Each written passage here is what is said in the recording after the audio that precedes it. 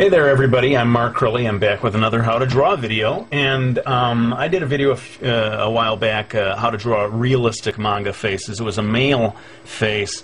This time I want to do a female face, and let's just jump into it. I'm going to start by doing a circle, which is always a nice way to start with these things. I think part of the reason that people start with a circle is everyone can kind of agree what shape a circle is, and you could even, you know, trace a cup or something if you want to get started with a perfect circle. I mean, it really doesn't have to be perfect. The main thing is just to get the basic guideline down there. And note that I'm using a Dixon Ticonderoga pencil, erasable pencil. It doesn't have to be this pencil, but make sure you're using an erasable pencil for these guidelines. So this is going to be the beginning of the head here.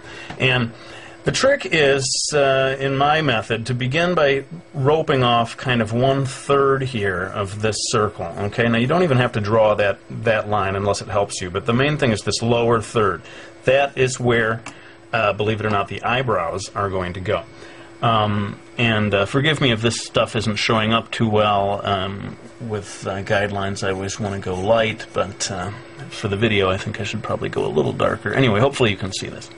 I'm going to do one line straight down the middle here, crossing through the circle, but going quite a bit down from there.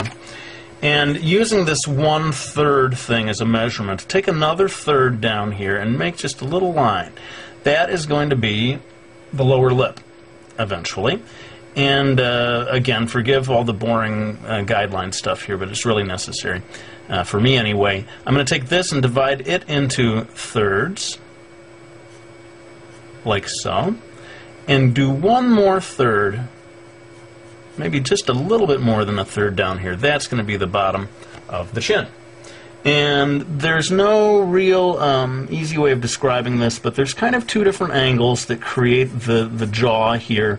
One is more straight up and down, one is just at a little more. And you know, if you can kind of gracefully, especially with female faces, you want to sort of gracefully have that line change direction as it comes down to the chin.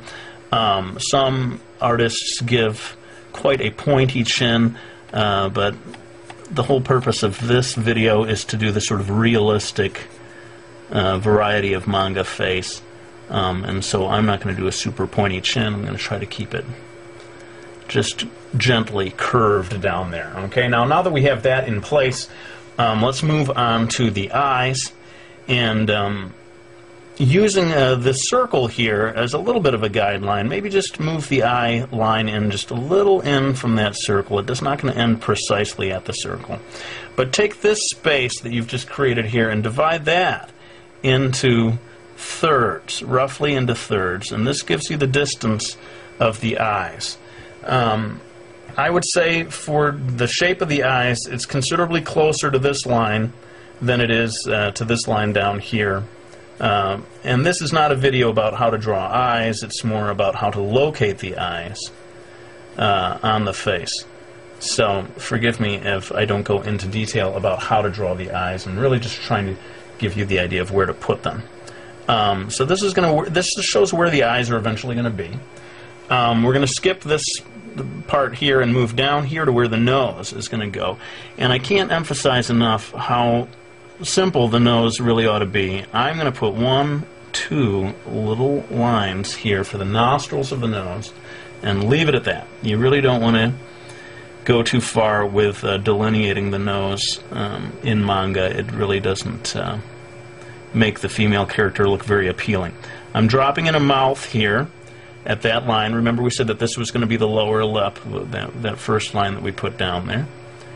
And I'm going to go ahead and sort of kick it into time-lapse while I do the eyes. Again, this is not a video about how to draw eyes, but more how to locate them. So bear with me while I do this next part in time-lapse.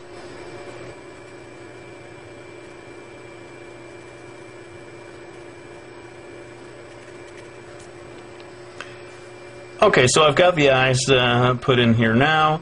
Notice that there's just a little bit of a line for the eyelid. You don't have to do that, but I like the look, so I've added a little bit of the fold of the eyelid above there.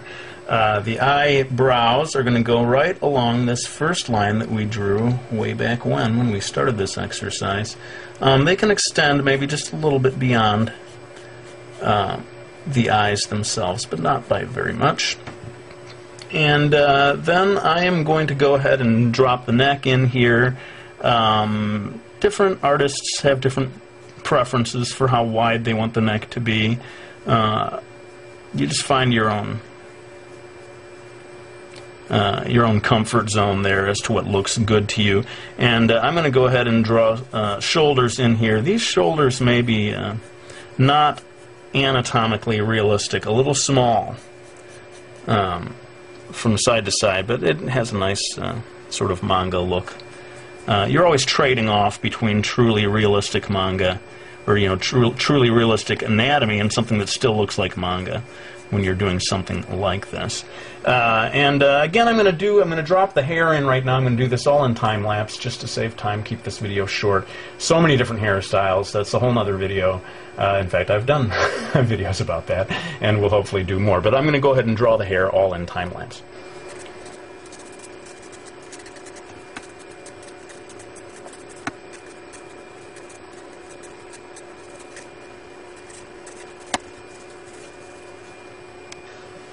Alright, so I've got all the basic lines in place now, and all of this has been done using this erasable pencil. Now it's time for me to switch pencils, switch to my trusty black Prismacolor pencil, which is really more of a permanent pencil, and almost like inking in a way as I go in over these lines. Now that I know where everything is supposed to be, I can, with great confidence, not great confidence, but some confidence anyway, go ahead and start doing these final lines with this more final drawing tool. And again, to save time, keep this video at a reasonable length. I'm going to go ahead and kick it into time lapse and finish it up, and then come back to give you some final words.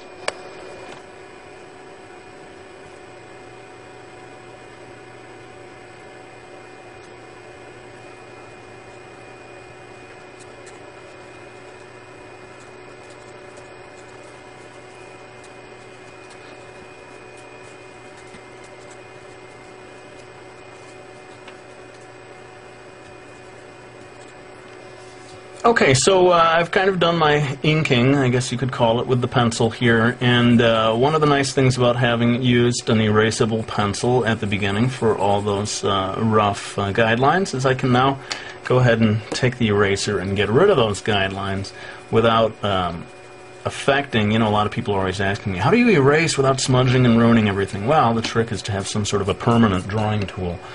Like I use the black Prismacolor pencil. You can use ink, whatever it is, but you do your initial lines in pencil, and then you do your final lines in something more permanent. Then you can do just what I'm doing right now and erase everything and not worry about it smearing and messing up your drawing. I'm going to go ahead and sort of dash in just really lightly some shading for the hair.